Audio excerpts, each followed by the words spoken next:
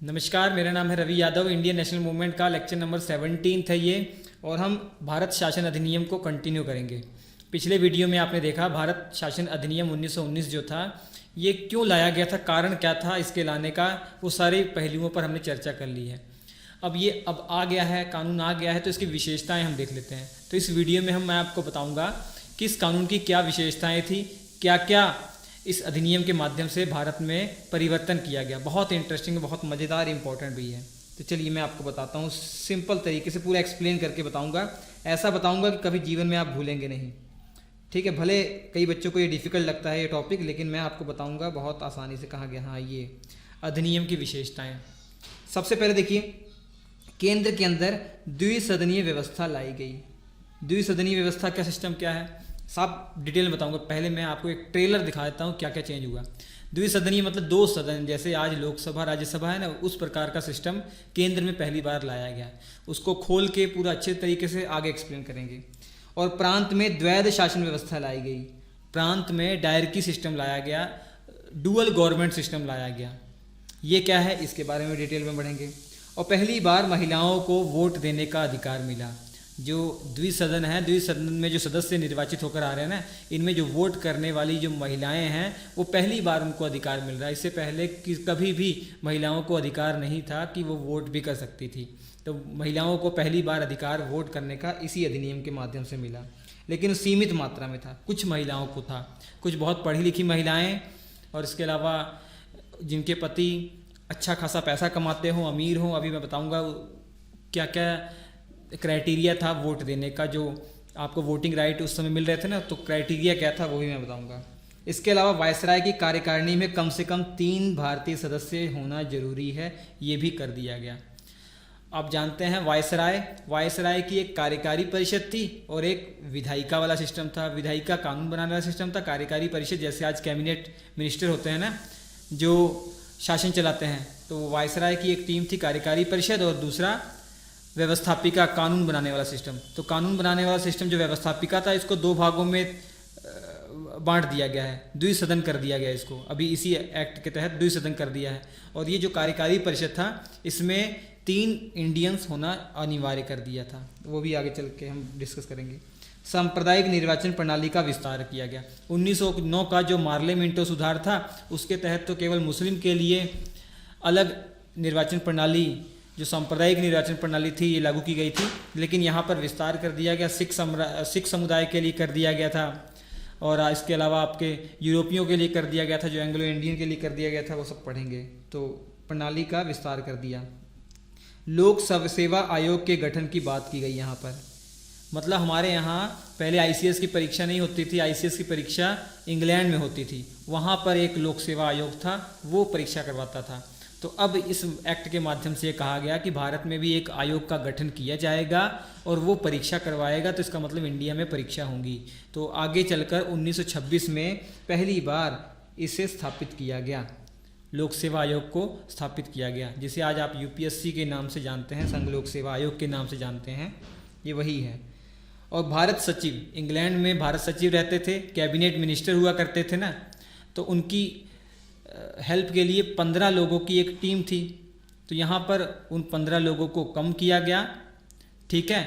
और इसके अलावा जो भारत सचिव थे, इनकी शक्तियों में थोड़ा कमी की गई, और इनका जो काम था वो बांटने के लिए एक हाई कमिश्नर की भी नियुक्ति की गई, उच्चायुक्त की भी नियुक्ति की गई। जैसे आज राजदूत होते हैं ना, वैसे ये भी डिटेल में हम पढ़ेंगे ही, ठीक है। और केंद्र सूची और राज्य सूची के विषयों को अलग अलग किया गया। जैसे आज 3 सूचियां हैं, शक्तियों का बंटवारा किया गया है केंद्र और राज्य के बीच में, और जो नीचे हमारी लोकल सिस्टम है, लोकल गवर्नमेंट सिस्टम है, पंचायत नगर पालिका है, तो शक्तियों का विकेंद्रीकरण किया गया है, आप सभी जानते हैं। ऐसा है कि कुछ विषय ऐसे हैं जिन पर केवल केंद्र कानून बनाएगा, उसे आज संघ सूची कहते हैं, वही है ये केंद्र सूची।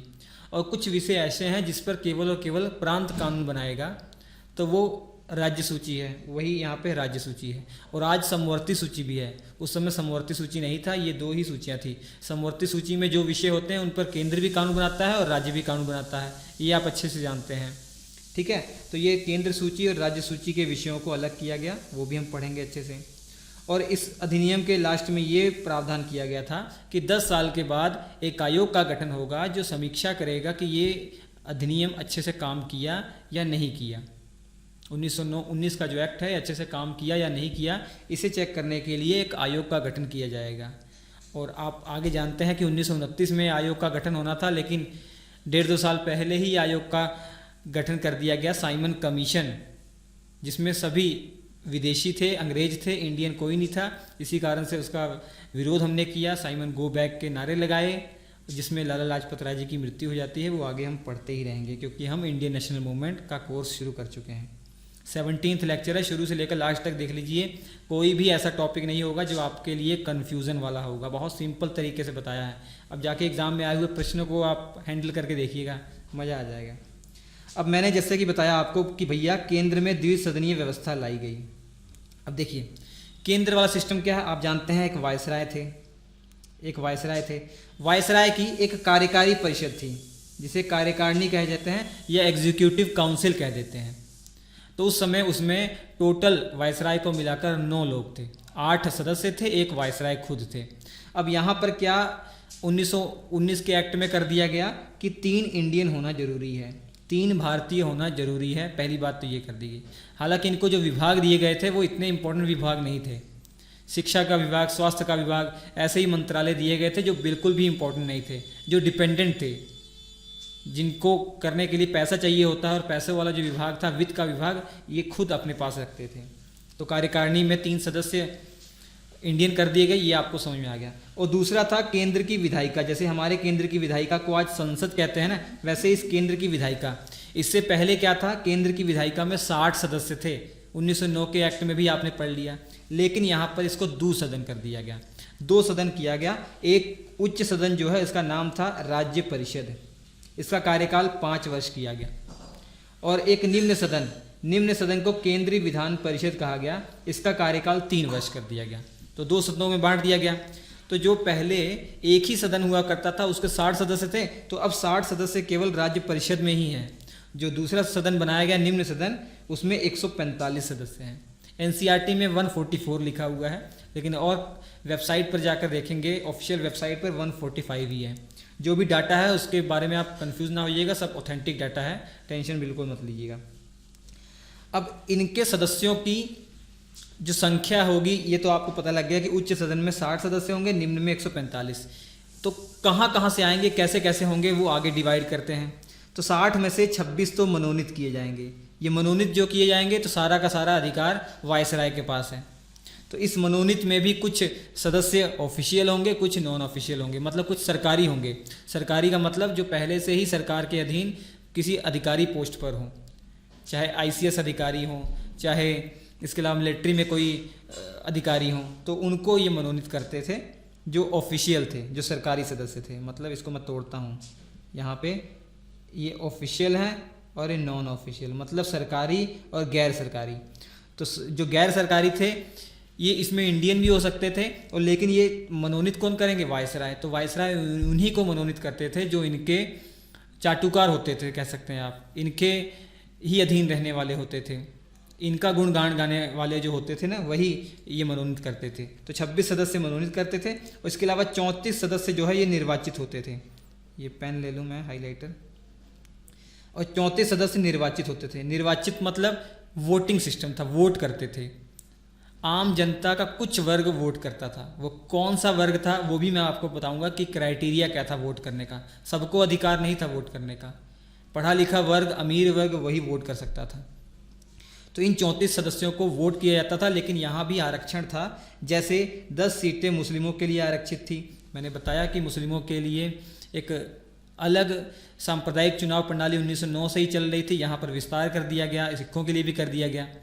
तो ऐसे क्षेत्र थे जो मुस्लिम बाहुल्य क्षेत्र थे, वहाँ कैंडिडेट जो खड़े होंगे ये 10 मुस्लिम कैंडिडेट ही खड़े होंगे, मतलब 10 क्षेत्र थे। तो जो कैंडिडेट होंगे, एक क्षेत्र से मान लो 5-6 कैंडिडेट खड़े हुए हैं तो सब मुस्लिम होंगे, और वहाँ पे वोट करने वाले लोग भी मुस्लिम होंगे। तो 10 मुस्लिम सदस्य चुन के आएंगे, 3 यूरोपीय होंगे और 1 सिख होंगे। तो ये आपका विशेष चुनाव, सांप्रदायिक चुनाव प्रणाली एक तरीके से कह सकते हैं ये हो गया। ठीक है। अलग से जो चुनाव प्रणाली है जो आरक्षित है मुस्लिम, यूरोपीय और सिख के लिए इस बार कर दिया गया। तो ये इतनी सीटें हैं, 20 सामान्य थी। तो ये तो आपका हो गया उच्च सदन, जिसे राज्य परिषद कहा जा रहा है, इसकी सीटों का बंटवारा। अब निम्न सदन की बात करते हैं। निम्न सदन में 145 टोटल सीटें हैं, जिसमें से 41 सीटें मनोनीत होंगी, मतलब ये वायसराय मनोनीत करेंगे। इसमें 26 सरकारी सदस्य होंगे और 15 गैर सरकारी सदस्य होंगे। 26 सरकारी मतलब आप समझ गए कि जो अधिकारी होंगे, सरकार के अधीन काम कर रहे हैं, वही होंगे, और 15 गैर सरकारी जो सरकारी पोस्ट पर नहीं हैं। ये जो राजा महाराजा कई होते थे, कई अमीर वर्ग के लोग होते थे जो इनकी अधीन रहते थे, अंग्रेजों की वाहवाही करते थे, उनको चुन लिया जाता था। तो 41 मनोनीत हो गए। अब चुनाव किस में होगा वो इंटरेस्टिंग है। 104 वो सीटों पर चुनाव होगा। अब 104 सीटें कैसे बटी हुई थी ये समझ लीजिए। 52 सीटें तो सामान्य के लिए हैं, जनरल, ये भी चुनाव होगा, ये इसमें भी जनता हिस्सा लेगी, लेकिन कुछ वर्ग, वही वाले वर्ग सामान्य होंगे, ठीक है। और 30 मुस्लिमों के लिए, वही मुस्लिम वाला जो सांप्रदायिक चुनाव प्रणाली अलग सिस्टम था वो वाला, और 9 यूरोपियों के लिए, 7 जमींदारों के लिए, और 4 वाणिज्य मतलब जो बिजनेसमैन का ग्रुप होता था उनमें से होता था, ठीक है। चैम्बर ऑफ कॉमर्स जिसे आप कह सकते हैं, एक मतलब जो व्यापारियों ने भी एक ग्रुप बना रखे थे, तो उनमें से ये सदस्य चुने जाते थे। 4 उनको सीटें थी और 2 सीटें सिखों के लिए थी। तो 2 सीटें सिखों के लिए निम्न सदन में, 1 सीट उच्च सदन में थी। तो मुस्लिम के लिए 30 सीटें निम्न सदन में थी और उच्च सदन में 10 सीटें रिजर्व थी, ये समझ लीजिए, ठीक। अब ये हो गया। अब इसका मतलब क्या है, जैसे हमारी विधायिका का काम है कानून बनाना, ठीक है। अब दिमाग में यहाँ कन्फ्यूज़न आता है, थोड़ा ध्यान से समझिए। एक तो जो 1909 का, 1919 का जैसे ये एक्ट आ रहे हैं, ये ब्रिटेन की पार्लियामेंट से पास होकर आ रहे हैं। तो यहाँ विधायिका भी बनाई गई, ये भी कानून बनाएगी। तो कानून में एक सिस्टम अलग क्या होगा, जो वहाँ से कानून आ रहा है ना एक तरीके से, वो हमको एक तरीके से समझ लीजिए राशन दे रहे हैं।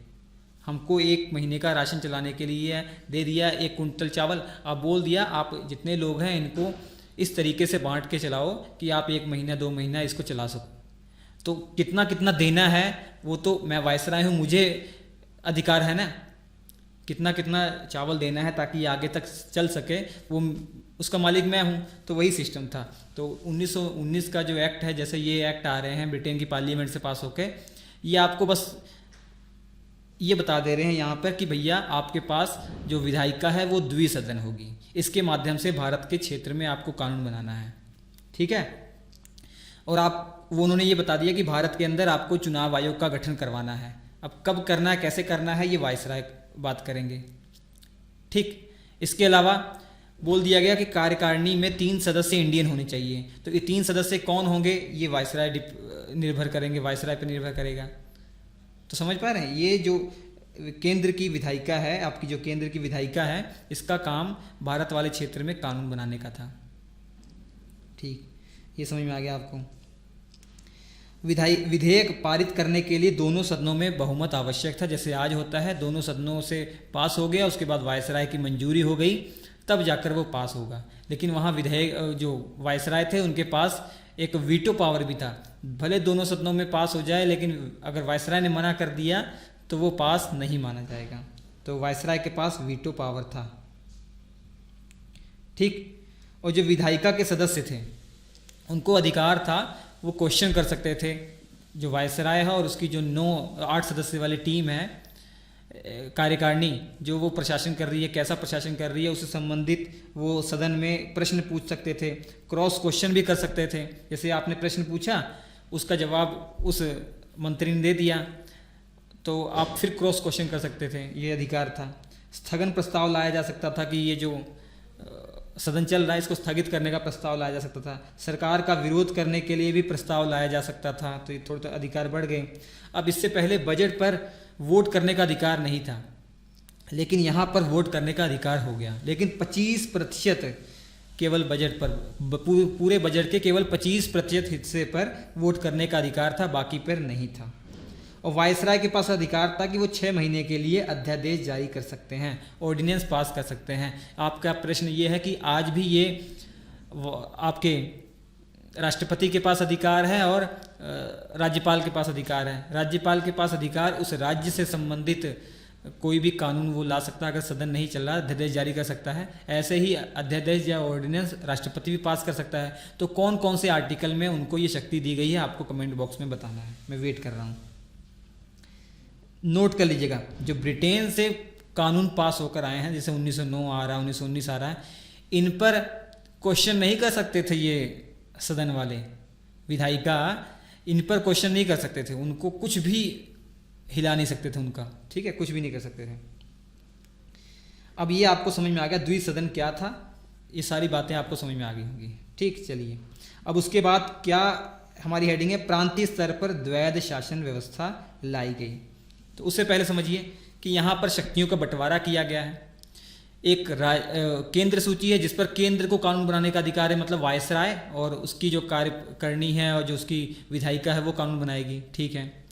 अब एक प्रांतीय विषय है, प्रांतीय विषयों पर ऐसे विषय लिखे हुए हैं जिन पर कानून बनाने का अधिकार राज्यों को है, प्रांत की सरकार को है, और प्रांत की सरकार जो है वो क्या करेगी, प्रांतीय विषयों पर कानून बनाएगी। लेकिन यहाँ पर प्रांतीय विषयों को दो भागों में बांट दिया गया, एक को कहा गया आरक्षित, एक को कहा गया हस्तांतरित। जो बहुत इंपॉर्टेंट विषय थे, प्रांतीय विषयों में ही बात कर रहा हूँ, प्रांतीय विषयों के जो सबसे इंपॉर्टेंट विषय थे राज्य के लिए, उन्हें आरक्षित वाली टोली में रखा गया, और जो इंपॉर्टेंट नहीं थे उन्हें हस्तांतरित वाले में रखा गया। तो दो भागों में बांट दिया। बोला गया कि जैसे राजस्व, न्याय, पुलिस, ये बहुत इंपॉर्टेंट है, तो ये आरक्षित विषय हैं, और ये हस्तांतरित विषय जैसे शिक्षा, स्वास्थ्य, स्थानीय प्रशासन, ये सब क्या है, हस्तांतरित विषय है। आपको ये लिस्ट याद नहीं रखनी है कि हस्तांतरित विषय कौन से हैं, आरक्षित विषय कौन से हैं, ये लिस्ट याद नहीं रखनी है आपको, ठीक है। अब मैं आपको बताना क्या चाह रहा हूँ, दिमाग में रखिए कि प्रांतीय विषयों को दो भागों में बांटा है, हस्तांतरित और आरक्षित। अब यहाँ पर रुक जाइए। अब प्रांत में सिस्टम कौन चला रहा है, प्रांतीय सरकार कौन है। आप जानते हैं कि प्रांत की जो सरकार है वहाँ पे एक गवर्नर होता है, एक उसकी काउंसिल होती है। जैसे केंद्र में था, एक राज्य में एक गवर्नर होगा और उसकी एक काउंसिल होगी, एक परिषद होगी, जिसे मंत्री भी, उन सदस्यों को मंत्री भी कहते थे। तो इनका काम था राज्य को चलाना। अब ये जो काउंसिल वाले मेंबर होते थे या जो मंत्री होते थे ना, ये दो प्रकार के होते थे, कुछ मनोनीत करते थे, कुछ मनोनीत होते थे, और कुछ निर्वाचित होते थे। कुछ का चुनाव होता था और कुछ मनोनीत किए जाते थे। अब गवर्नर जनरल मनोनीत सदस्यों के साथ मिलकर किस विषय पर कानून बनाएंगे, जो आरक्षित विषय हैं उस पर कानून बनाएंगे, जो सबसे इंपॉर्टेंट है। और जो गवर्नर निर्वाचित सदस्यों के साथ मिलकर कानून बनाएंगे तो वो हस्तांतरित विषय होंगे। अब यहाँ पर ध्यान दीजिएगा, निर्वाचित में सबसे ज़्यादा सभी क्या है, इंडियन है। तो इंडियंस को नाम मात्र का ही तो प्रशासन में लाया गया है। मतलब ये हो रहा था कि अगस्त घोषणा के तहत 1917 में कहा गया था कि हम आपको उत्तरदायी सरकार देंगे, प्रशासन में ज़्यादा से ज़्यादा लाएंगे। प्रशासन में हमको लिया तो है, लेकिन जो इम्पोर्टेंट विषय हैं उन पर कानून बनाने के लिए हमको उसमें इंक्लूड किया ही नहीं है। हमारे जिम्मे ऐसे विषय रखे गए हैं जो बिल्कुल भी इम्पोर्टेंट नहीं है। तो ये प्रांत का द्वैध शासन, मतलब प्रांत के विषयों को ही दो भागों में बांट दिया है। दो लोग यहाँ पर कानून बनाएंगे, दो सिस्टम कानून बनाएंगे, दोनों में वायसराय कॉमन होगा। एक वायसराय अपनी वो वाली काउंसिल के साथ कानून बनाएगा जो उसने मनोनीत किया हुआ है। वो मनोनीत सोचिए कौन करेगा, किसको करेगा, जो उसके अधीन होंगे, जो उसके वाहवाही करते होंगे, उन्हीं को तो मनोनीत करेगा। जो अंग्रेजों के प्रति ईमानदार होंगे उन्हीं को मनोनीत करेगा। अब मनोनीत जो करता था, इसमें कई सरकारी होते थे, कई गैर सरकारी होते थे, वो आपको समझ में आ गया। तो जो मनोनीत हैं उनके साथ मिलकर ये आरक्षित विषयों पर कानून बना रहा है। तो मनोनीत जो करता था उसमें इंडियन भी मनोनीत होते थे, इंडियन भी मनोनीत किए जाते थे। अब निर्वाचित जो हो रहे हैं, वो निर्वाचित जो हो रहे हैं बच्चों, वो सारे के सारे इंडियन ही है लगभग, ठीक है। और ये कैसे निर्वाचित होते हैं, जैसे केंद्र वाला सिस्टम मैंने बताया था आपको, जो निर्वाचित हो रहे थे वैसे ये भी निर्वाचित हो रहे हैं। तो आपको ये एहसास हो गया कि आरक्षित विषयों पर वायसराय मनोनीत सदस्यों के साथ मिलकर कानून बना रहा है, जबकि हस्तांतरित विषयों के साथ वायसराय निर्वाचित सदस्यों के साथ मिलकर कानून बना रहा है। तो इंडियंस ज़्यादातर हस्तांतरित विषयों पर ही कानून बना रहे हैं, जो बिल्कुल इंपॉर्टेंट नहीं है। ये सारे जो विषय हैं ना हस्तांतरित वाले, ये सारे डिपेंड कर रहे हैं किस पर, आरक्षित विषय पर। शिक्षा से संबंधित कोई सिस्टम बनाना है, कोई कानून बनाना है, तो पैसों की जरूरत पड़ेगी, तो वित्त वाला विभाग यहाँ पर है। स्वास्थ्य से संबंधित कोई घोषणा करनी है, कोई नियम कानून बनाना है, हॉस्पिटल बनाना है, तो पैसा कहाँ से आएगा? यहाँ से। समझ पा रहे हैं आप? तो कितना बड़ा खेल इन्होंने खेला है लोगों को बहकाने के लिए, हमारे इंडियंस को। तो यहाँ पे हम कह सकते हैं कि नाम मात्र उत्तरदायी सरकार ये थी। उत्तरदायी सरकार मतलब समझ रहे हैं? आज हमारी जो सरकार है उत्तरदायी सरकार है। इसमें जो प्रशासन कर रहे हैं वो हमारे ही बीच गए हुए लोग हैं, ठीक है। तो ये उत्तरदायी सरकार, वैसी सरकार लाने का प्रयास किया गया, तो नाम मात्र ही था। इसके अलावा भारत सचिव की शक्तियों में क्या परिवर्तन हुआ वो हम समझ लेते हैं। भारत सचिव एक कैबिनेट मिनिस्टर होता था इंग्लैंड के अंदर ही। तो भारत सचिव की शक्तियों को कम कर दिया गया यहाँ पे। पहले भारत सचिव क्या था? जो आज एम्बेसडर करते हैं, राजदूत करते हैं, वो काम भी ये कर लिया करता था भारत सचिव। तो हम बार बार, कांग्रेस की भी डिमांड हो रही थी, 1885 से ही डिमांड हो रही थी। जब कांग्रेस का गठन हुआ तभी उन्होंने पहले अधिवेशन में ही ये प्रस्ताव रखा था कि भैया जो भारत सचिव है और इसके जो 15 लोगों की जो टीम है, ये जो सैलरी इनको दी जा रही है हमारे रेवेन्यू से, ये सही नहीं है। बार बार ये डिमांड हो रही थी।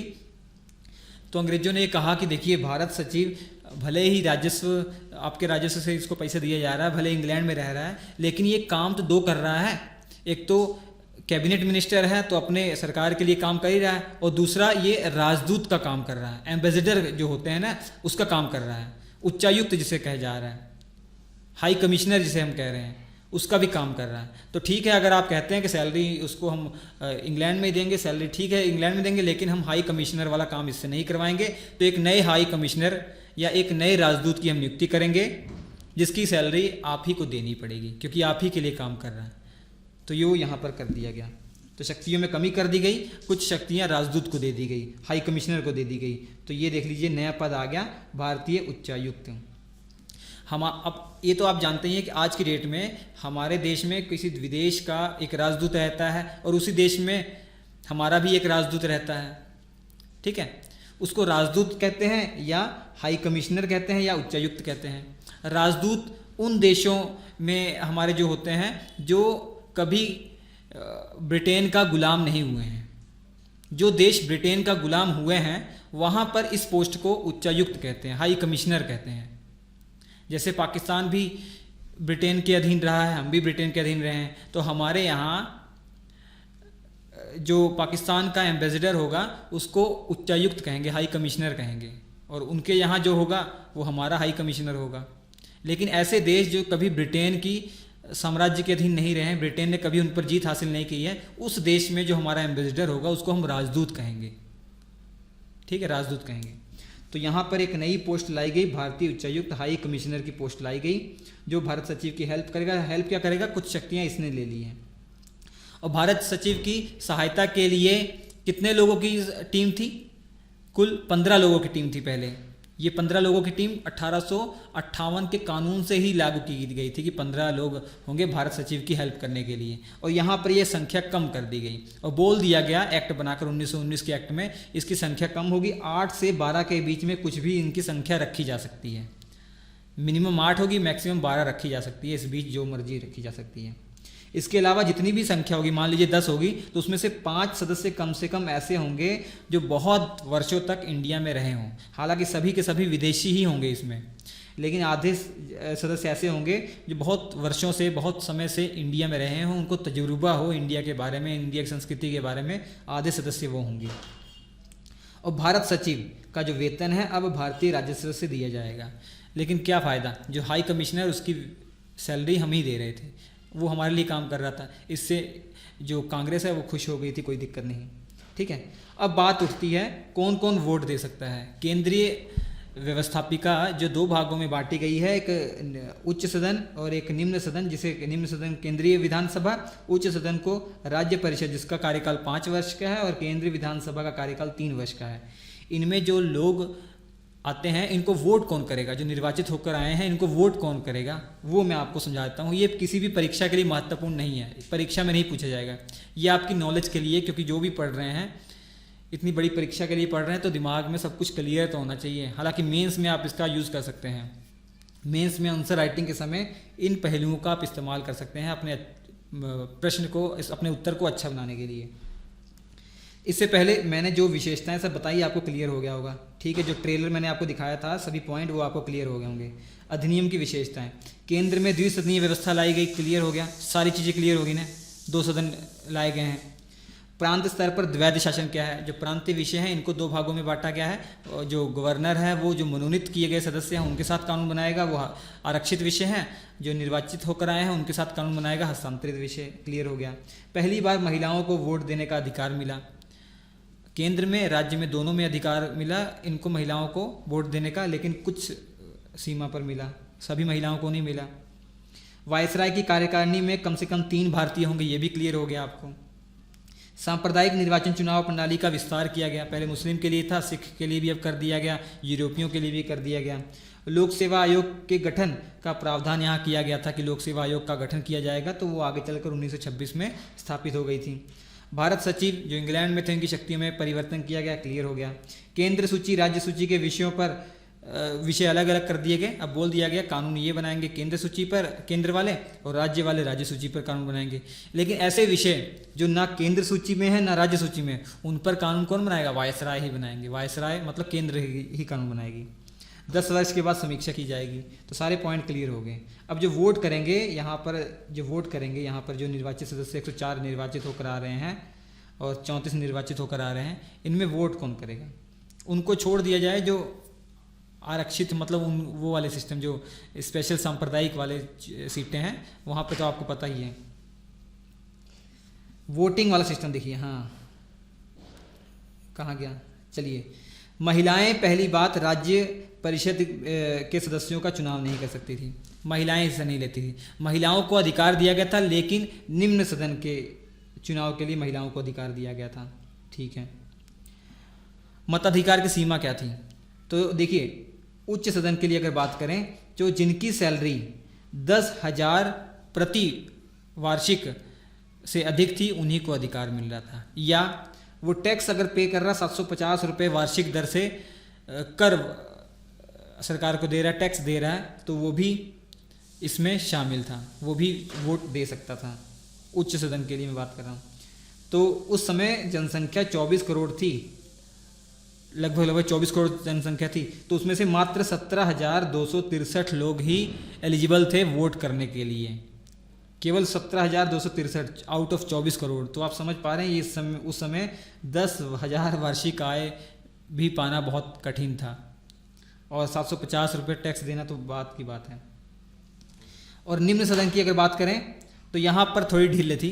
यहाँ पर ये कहा गया कि अगर आप किसी भी चीज़ का किराया दे रहे हैं, चाहे आपने दुकान कोई खोली है या कुछ भी आपके पास जो जिस चीज़ का किराया दे रहे हैं, अगर हर महीने 15 रुपये से अधिक किराया आप दे रहे हैं, तब भी आप एलिजिबल हैं निम्न सदन के लोगों को चुनने के लिए।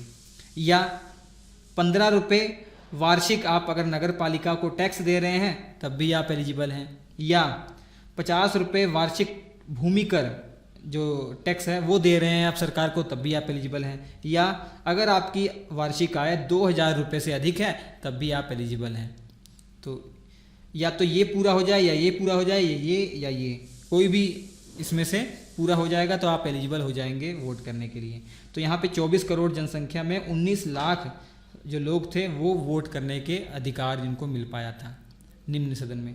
तो ये परीक्षा के लिए इम्पोर्टेंट नहीं है, प्री के लिए। मेंस में इसका यूज़ आप अपने उत्तर को अच्छा बनाने के लिए, एग्जामिनर का ध्यान केंद्रित करने के उद्देश्य से ऐसा कर सकते हैं, ठीक है। जैसे महिलाओं की स्थिति के बारे में प्रश्न आ गया कि उस समय महिलाओं की स्थिति कैसी थी, उसमें आप यूज़ कर सकते हैं कि महिलाओं को अधिकार तो दिए गए वोटिंग राइट, लेकिन बहुत कम सीमा पे, और मात्र निम्न सदन वालों के लिए अधिकार दिए गए, उच्च सदन वालों के नहीं दिए गए, ऐसे आप कर सकते हैं। तो देखिए बच्चों, तो ये आपका क्लियर हो गया 1919 का ये कंप्लीट एक्ट है, ठीक है। सॉरी, ये कहाँ गया, 1919 का जो एक्ट है ये आपका कंप्लीट हो गया, भारत शासन अधिनियम 1919 का। ये क्या हो गया, हाँ चलिए ठीक है, ठीक है। तो कोई भी डाउट हो आप कमेंट करके बता सकते हैं। अब देखिए 1919 तक का सफ़र कंप्लीट हो गया, तो इस तरीके से उग्रवादी चरण आपका कंप्लीट होता है। अब इसके बाद 1919 से 1947 तक पूरी फिल्म में गांधी जी ही हाईलाइट रहेंगे। तो अब गांधी जी के बारे में पढ़ेंगे, लेकिन गांधी जी के पढ़ने से पहले मैं आपको जो क्रांतिकारी आंदोलन है ना वो बता देना चाह रहा हूँ। ठीक है, क्योंकि क्रांतिकारी आंदोलन भी शुरू हो गए थे। जो हमारा उग्रवादी चरण 1905 से 1919 के बीच में चला ना, इस बीच क्रांतिकारी आंदोलन भी शुरू हो गए थे।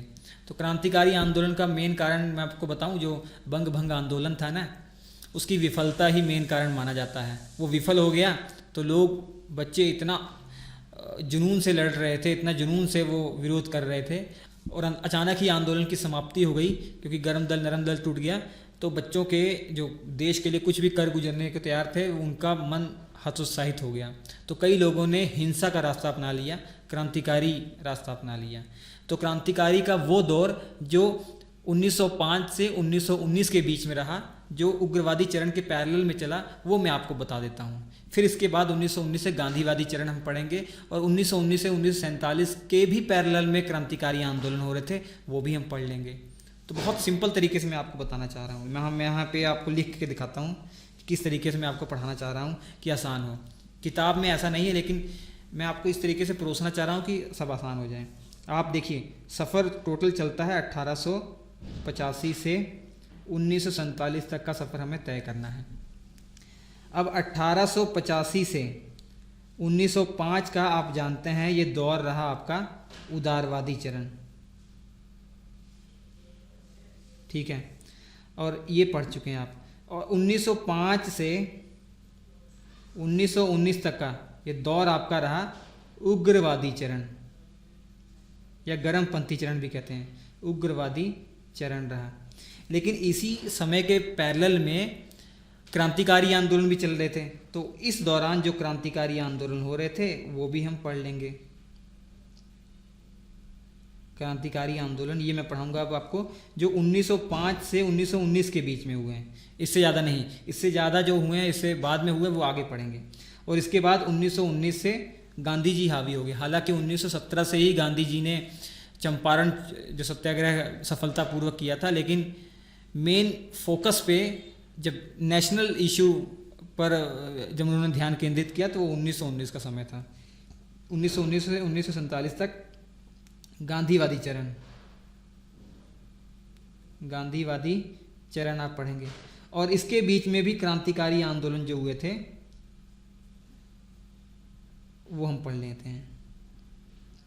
ठीक है, वो 1919 से 1947 तक जो क्रांतिकारी आंदोलन है वो पढ़ लेते हैं। तो इस तरीके से ये मैंने आपके लिए कोर्स डिज़ाइन किया है, तो बहुत आसान आपके लिए हो जाएगा। ये पढ़ने के बाद मज़ा आ जाएगा आपको। तो चलिए हम आपसे मिलते हैं अगले एपिसोड में, तब तक के लिए नमस्कार।